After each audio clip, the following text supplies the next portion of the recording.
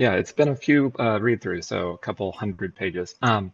But at its core, the FTC CARS rule is just a expansion of current FTC guidelines to add more transparency and to protect consumers during the car buying process.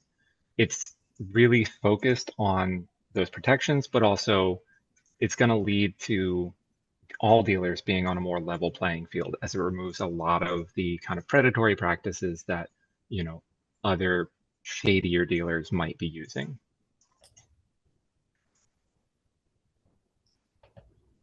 Awesome. And when we talk about some of the shadier, or I think some of the less transparent type of activities that some dealers may be kind of doing, what are some of those pieces that they won't be able to kind of hone in on in the future as this rule progresses and is implemented?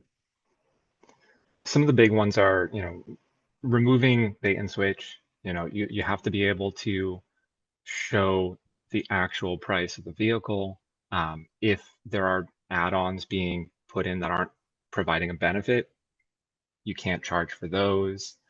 So nitrogen tires as the big example that everybody goes to.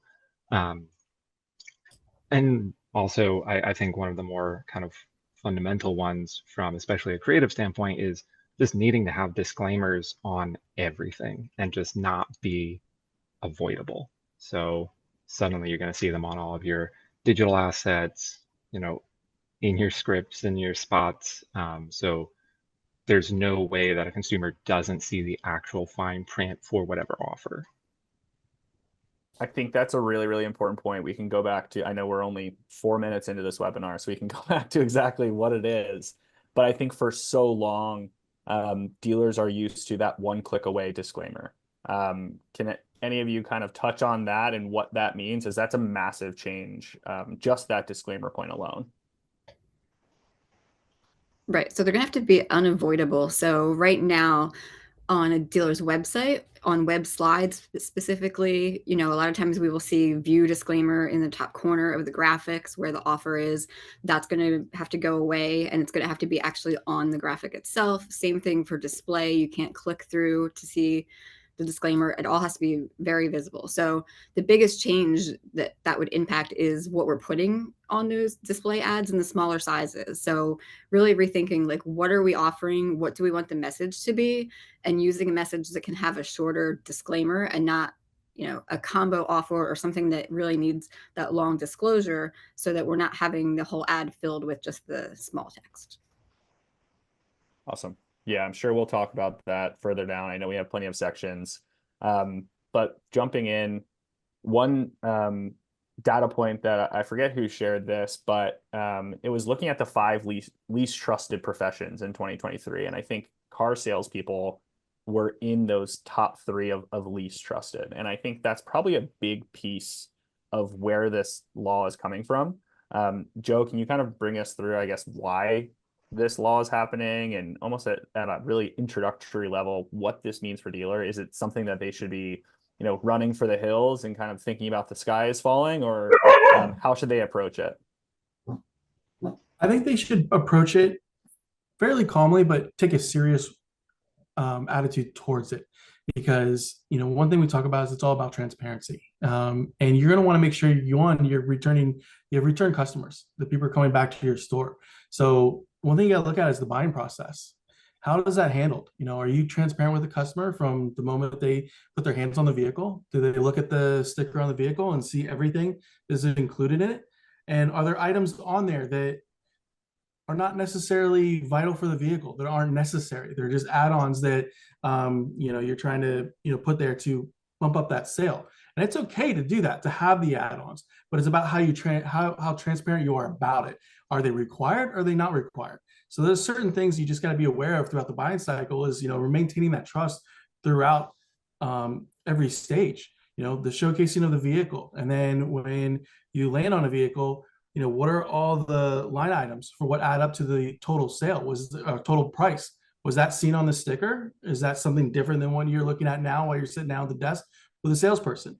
And then you get back to the finance office. You got a whole other set of add-ons that are being sold to you with your warranties and your custom parts for the vehicles.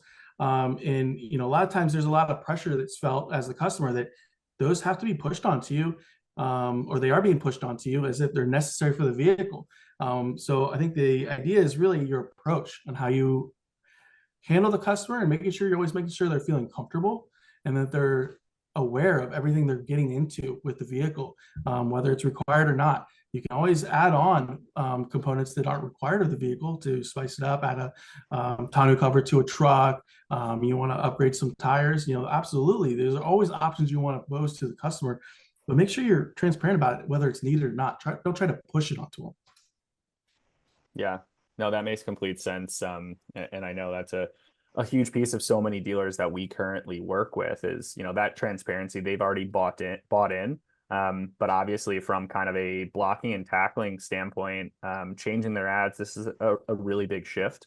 And, pushing back, I think there are quite a few organizations in the automotive industry that are putting some legal challenges right now. What is the current status of this rule, and when do you guys see that it will go into effect?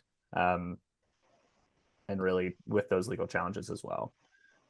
Right now, the 2 or 3 main challenges are coming from the NADA and then the AFSA. I believe Texas's dealer association is also putting forth their own legal challenge.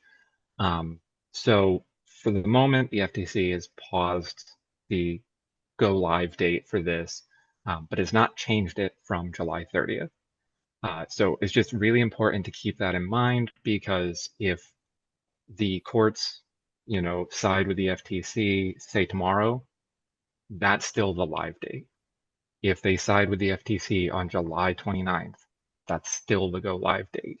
So it's, even if we have these challenges and it's kind of up in the air of when this might go into effect, we want to make sure that you're covered and you're being proactive about it, because after having read through it and seeing a lot of the ways that the FTC was framing things, this is coming from thousands of complaints from consumers just over the last 4 years.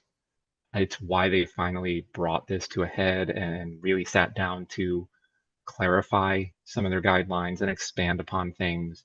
So even though we have these legal challenges, I am very confident that those are not going to be successful challenges. I think even if there are some slight adjustments to the CARS rule in its final form, that it's still going to go into effect. And I think it's really important to be ready for it. So we're probably looking at a few more months of that legal action. But I think we could expect to, by the end of the year, potentially have the CARS rule in effect.